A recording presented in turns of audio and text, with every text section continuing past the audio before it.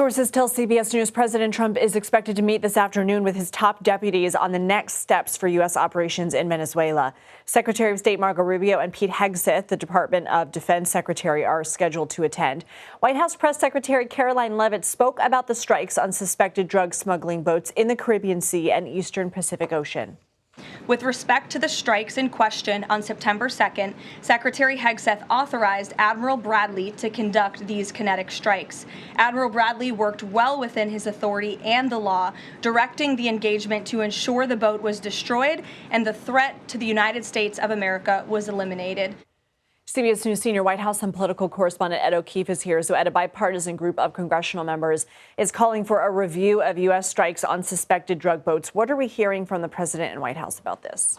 Well, you just heard there the White House press secretary saying that, confirming that there were these two strikes on the boat in question. She refers to Admiral Bradley, that is Admiral Frank Bradley, who serves as commander of the United States Special Operations Command since October. And she said that he operated within his legal rights. And that is because the president has now classified this whole situation essentially as a terrorist operation. And so in the view of the White House, at least, they have the legal means to carry this out. One other thing that Karoline Leavitt suggested is said in passing is that Secretary Hegseth may have actually spent part of the weekend talking to some of the concerned lawmakers about their questions regarding the legality of this and who exactly ordered the strikes. We don't know yet which lawmakers specifically he spoke with, but as you mentioned, it's the Republican and Democratic leads of the House and Senate Armed Services Committees and a handful of others who serve on those committees and the intelligence committees that said they have big concerns about what may have transpired, suggest it might be a war crime or certainly illegal in either respect, and that they are going to look into it more. So confirmation, essentially, of what was originally a Washington Post report on Friday, that there had been this strike on a vessel that killed most people on board except for two. A second strike then killed them. That is seen as an illegal move in violation of all sorts of laws, either as an act in and of itself or even as an act of war, although legally the United States isn't at war with whoever's carrying out those missions on those vessels. So more questions to be answered, but initial confirmation here.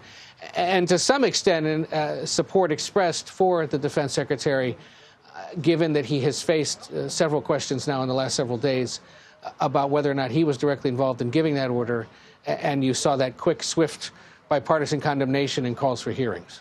Okay, more to come on that, certainly. But, Ed, the White House released the results of President Trump's MRI at today's press briefing. What did the press secretary say?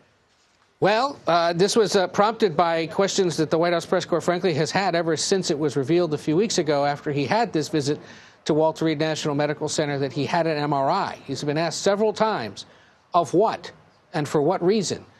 Late Sunday on his flight back from his Thanksgiving break in Palm Beach, our own Wei Zhejiang was the one that asked him again.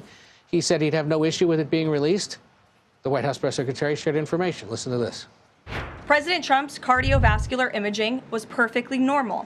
No evidence of arterial narrowing impairing blood flow or abnormalities in the heart or major vessels. The heart chambers are normal in size, the vessel walls appear smooth and healthy, and there are no signs of inflammation or clotting. Overall, his cardiovascular system shows excellent health. Just after she shared that with reporters in the ongoing press briefing, the White House also sent out the letter here from the physician to the president. This is Captain Sean Barbella, who oversees his medical care. And we just want to read another part of it to you. It says, as part of President Donald Trump's comprehensive executive physical, advanced imaging was performed because men in his age group benefit from a thorough evaluation of cardiovascular and abdominal health. The purpose of this imaging is preventative, to identify issues early, confirm overall health, and ensure he maintains long-term vitality and function. You heard her there speak about the cardiovascular portions of this exam. His abdominal imaging, the letter here says, is also perfectly normal.